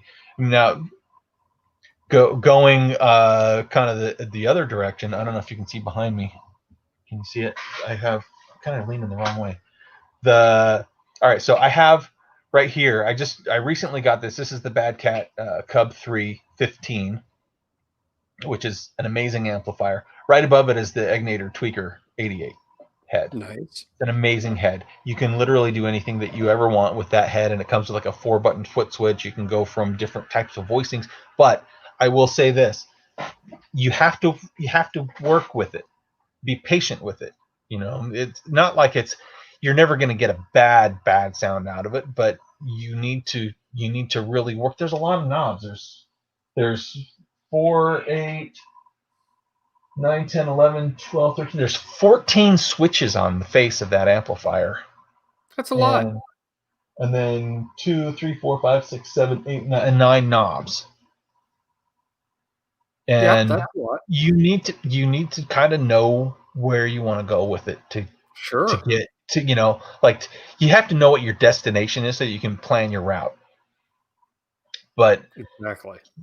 I see we got Will Varela joining in, and Quentin's got to head out. See you, Quentin. Go enjoy whatever you're going to burn to death and smother in ketchup. So I'm thinking he's got the monkeys. Dang. See you, thanks for hanging out. Music Therapy Les, because Rob is such a great guest, and for my tardiness, had to set up Honey Buddy's new laptop. Well, that's a legitimate excuse, sure. It's legitimate. Somebody's and hello to the Flying Pickle himself, Roxy. He's got a miniature parrot, something like that. I don't think it's a parakeet. It's some kind of miniature parrot. But it's green, flies, and got nicknamed the Flying Pickle by the Tone Wait, King. is it a green Amazon? I think it's an Amazon parrot. What is it, Laz? What's Roxy? Her. What is she? A Pacific Parrotlet.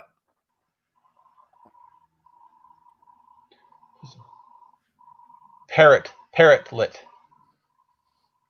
Yeah, whatever that is. It's Roxy.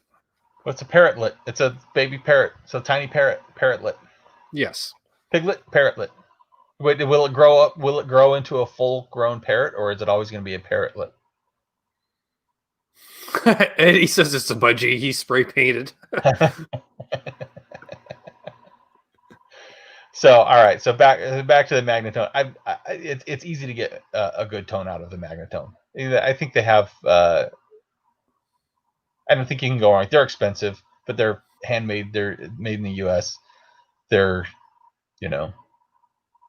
good enough for Billy Gibbons. Yes, that's right. And I'm not hemming and hawing on that. There's something to be said about Billy Gibbons and his tone. Mm-hmm. And that it doesn't matter what he plays. It doesn't matter what he's plugged into. It doesn't matter what kind of pedals he's got. Obviously, you need a certain amount of gain to have that kind of... Billy Gibbons sounds like Billy Gibbons, and it doesn't matter. Yeah. And I agree on that. And hello to because it's all capital letters, the Bloated Bastard. Hello. Welcome to the channel. Like and subscribe. Still got 44 people in here. All right. Any last questions? You know what gauge of strings Billy Gibbons uses, right? 7 through 32 or 7 through 36? Yes. I want to try some of them. Although you don't. That's it's think about, like, would you ever use electric gauge 13s? 13 to 64 or whatever? No. Who does that? No, but you also don't want to. You like 9s or 10s, and that's where the vast majority of us live, in the universe of 9s, 10s, and some people get 11s. And then some people like 8s, and they're a little weird. And then some people think, well, 8s are the ones that are the most readily available on the market, but I really want something lighter, Billy Gibbons. And True. Although, I did string up, what did we string up? I put a set of 10s on the Les Paul, and I'm digging the 10s right now for some reason. I guess I've been playing enough lately that I was able to go up from the 9s to the 10s, and I didn't notice much of a difference. So I like to use... There's a moment where I'm really on my Les Paul, and I'll use a 10 to 52. So I discovered these when I was playing in a cover band, and we would play everything tuned down a half step, but then sometimes we go to drop D, and I just felt like my Les Paul was getting a little floppy when I tuned it down to drop D. And so I tried out these 10 to 52. So it's basically like the top three are like a set of regular 10s, and then the bottom three are just like, it's like a light top, heavy bottom situation. But the heavier strings really hold the tension when you're tuned down a little bit. And there's no issues with, like, I felt like the tension all the way around, even with 10s up top, when you're tuned down, it just felt right for that guitar. Makes sense. Yeah, I ran was the Rooney Ball the 11 through 48s when I was tuned down a full step and then into drop C. Okay, yeah. But that felt like 9s in drop C. So Yeah. it Eddie Van Haskell 8s are just wrong. They are. They are. I mean, you might as well just put dental floss on your guitar. You know, it's funny. It's rare to see 8s for sale around here, but I remember when I started playing, it was 8s, 9s, and 10s. 10s were the heaviest gauge you would ever go. Why would you go heavier than 10s? And I was like, well, there's this thing called drop tuning, but yeah. Hello, PJ and Beard and Harry. Hello, welcome. But then Stevie Ray Vaughan used 13s. He did. But I remember saying to my dad in high school, I said, Dad, I'm going to put 13s on my Strat like Stevie Ray Vaughan. He goes, you don't have a guitar tech like Stevie Ray Vaughan that can reset the neck every week. I went, touche. Yeah. No, you just got to be careful what you wish for, right? Because He goes, your guitar was designed for 9s. Stick with the 9s.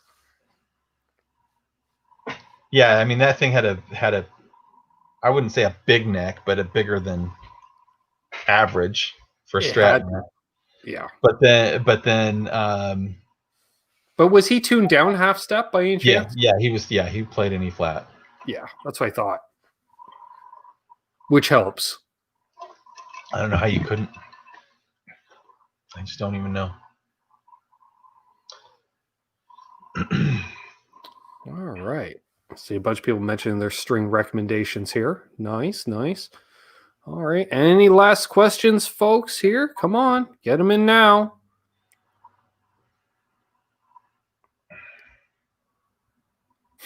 They call it girth, according to Mayhem.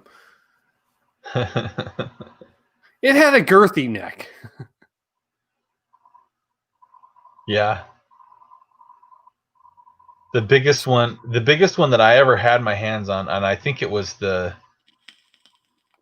Jeff Beck signature from like the early 90s, early to mid 90s. The Jeff Beck signature Strat had the biggest baseball bat neck. Yep. That I've ever seen on any guitar ever. I played one of the Kotzens, and buddy JJ has the same neck. Like, you know, when you look down a telly neck, it has that kickback from the nut back to around behind the headstock. You know, It moves a good 1/4 inch, maybe a 1/2 inch on some of them. JJ's was pretty much flush. There was no kickback. And I just went, this doesn't taper at all. It was huge. Yeah, the Jeff Beck is huge. I'm trying to think of what else I mean, it felt like a classical guitar neck. Now that I'm thinking about it, it was that thick. It wasn't as wide. And then I remember many years later picking a different one up, you know, a more modern version of it, and it had a regular neck. I think they probably realized that, well, we can make these for Jeff Beck, but most people just don't want that big of a neck. Right. Because what do you say when you're Jeff Beck and you say, I want a really thick neck and I want a signature model? And they're like, okay, we can probably do that in one thing, can't we? Yeah. And then later on they go, well, this one as a custom shop. Learning is fun. Yeah. 3 people will buy one. Jeff's happy. Perfect. Yeah, I mean, people will cab one for various reasons, and there's going to be the people who just really appreciate him as a player, or just, you know, I mean, if he likes it, he's probably not the only one. But but when you figure like the 99.974% of all guitars made have a not just thinner but much thinner neck, right? Then you know, whatever. That's true.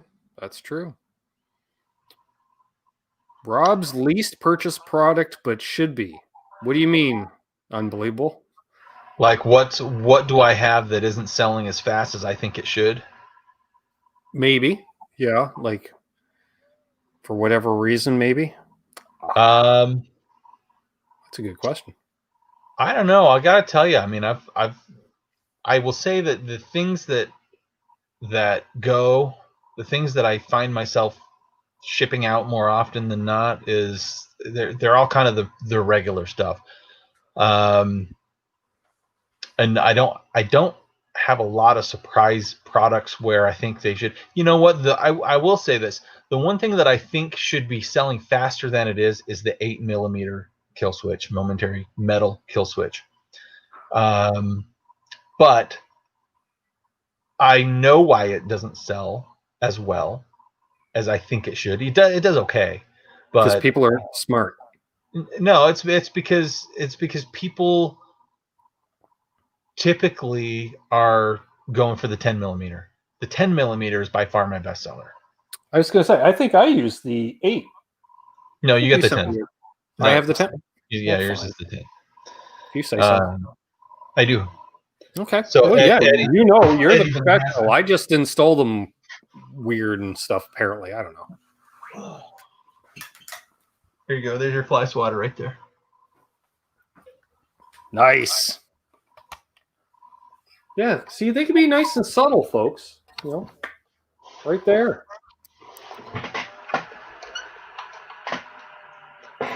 Right when I need it. Is that a sticker of Ronald McDonald?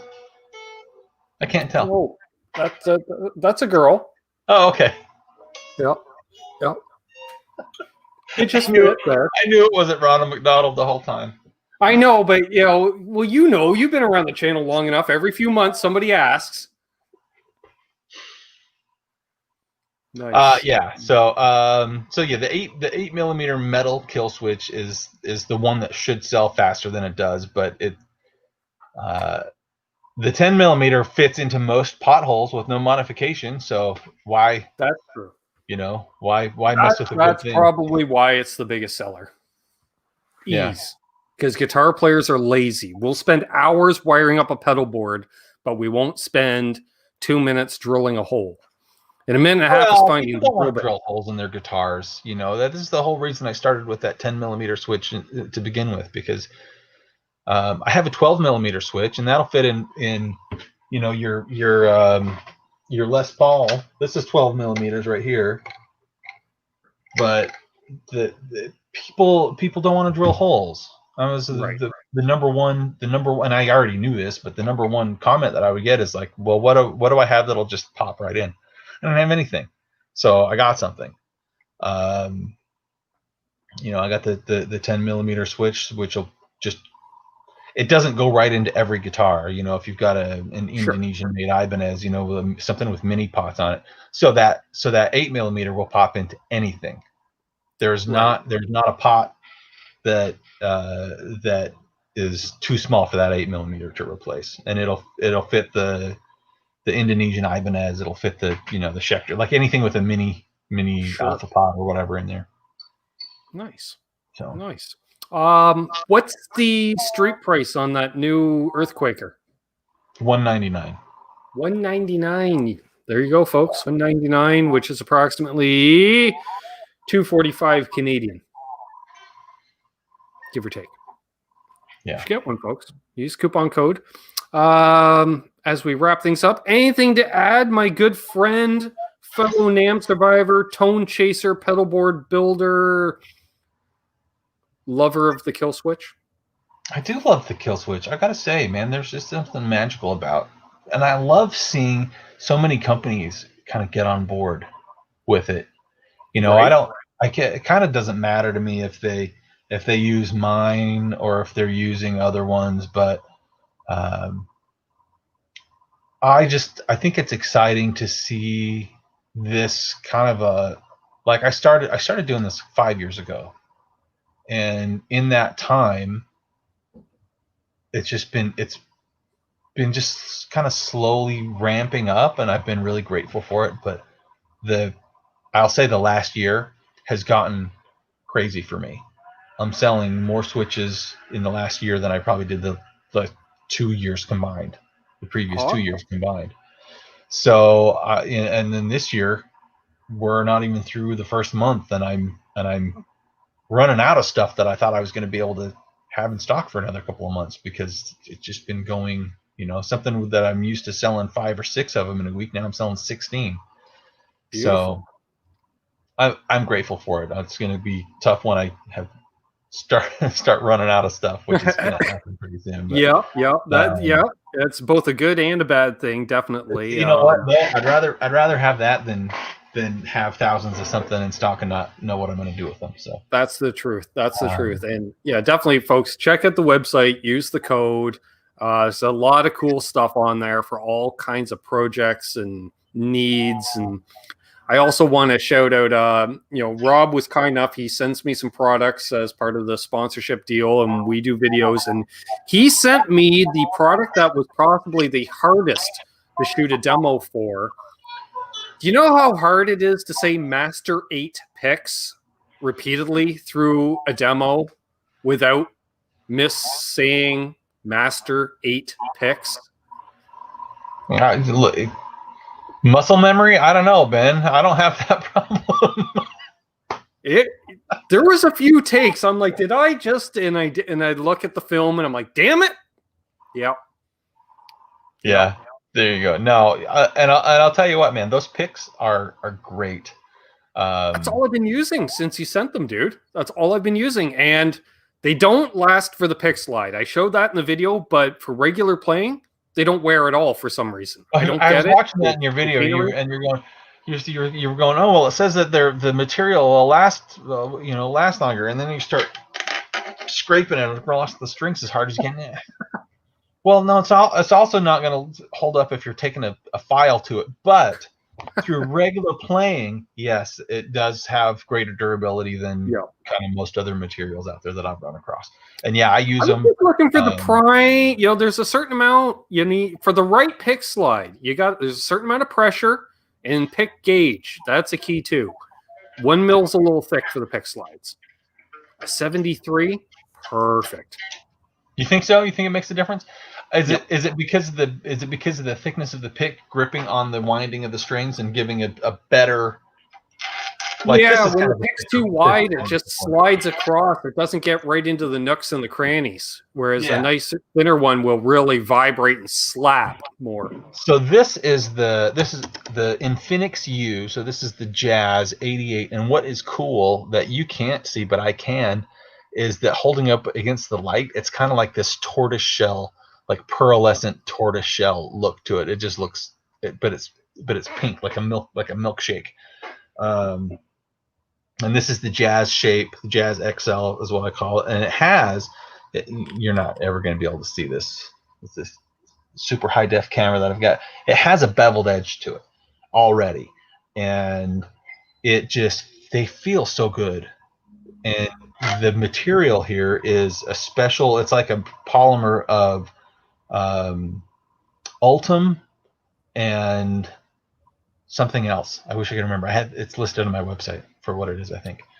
Beautiful. So, but yeah, the tone is great. They just glide across the strings as you're picking, and I've gotten so many great compliments on these picks. I wish I could take more credit than just finding them and buying them and reselling them. Like I wish I had something to do with it. Unfortunately, I just really don't. But I remember when we found the booth, and you're like, "Hey, check these out," and immediately, whatever that polymer they're using to silk screen on, it's grippy, it's good. Mm-hmm. They're worth the money, folks. Oh yeah. Master aiding is natural. Oh, Amanda. That's my sister for payback for earlier in the show. Thanks, sis. Yep, perfect. Emery's headed out. See you, Emery. He's going to talk to you this week, Rob. Apparently, we'll see if he follows through. Well, we went through this. We went through this a little while ago, and we texted back and forth a few times. And we're like, "Yeah, let's go get some coffee." And then, I never go out to where he is. He doesn't ever have any reason to come out here, so it's like that would have to be the reason. So, right. Which is good enough. I like him. He's a good guy. He's a good dude. He is a good guy. He is. I discovered him through RJ, and I was checking out his stuff, and he had some cool stuff on his website. And then he reached out to me about working together, and I'm like, dude, you've got cool stuff on your site. I'm down. You know, it's not all just corporate BS. Hey, I carry Boss and MXR. Who cares? Right. I want the different stuff. So perfect. Yep. Well, Rob, thank you very much for joining me. Always a pleasure hanging. Yeah. We didn't get to do it in person at NAMM, unfortunately, but the next NAMM show, hopefully we'll both be there. We'll get to discover the basement together, because that was an awesome experience. It was one-stop shopping. You're like, hey, I carry the product. He'll demo the product. I'm like, yeah, I'll do that. Sure. Yeah, that was a lot of fun. And I'll just say, though, I've been to, this is the first NAMM show that I've missed, and I guess everybody missed it, so it doesn't really count. But in 20 years, and the basement is always my favorite spot. I love seeing all the different stuff and the mainstream suppliers and the big manufacturers. But the basement is where you find the gold. That's where you can strike gold. And like I feel like with Master 8, I struck gold. Yep. You know, and there's definitely guys that you'll run into that you will never ever see again. I'll never forget that conversation with the Russians. They were a unique duo, and I'm pretty sure they were ex-KGB. Yeah, probably not, but they lifted entirely too much weights to not be. I'm just saying. There was something going on. They were entirely too buff to be simple pedal board builders. Usually they're much paler, thinner. They look like Lawrence Petros. They don't look like those guys. You have no television to watch. Yeah, exactly. Yeah. So definitely. So thanks again, buddy, for doing this. Everybody check out the website, give them some love.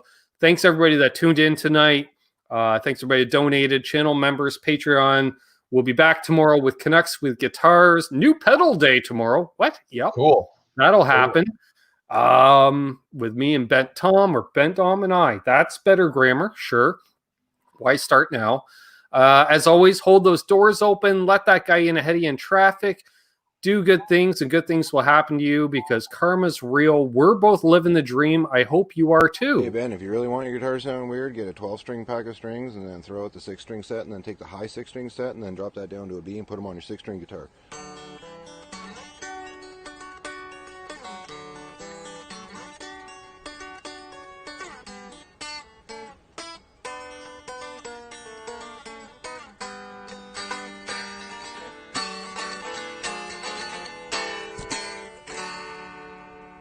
Snort! I'm gonna eat pizza.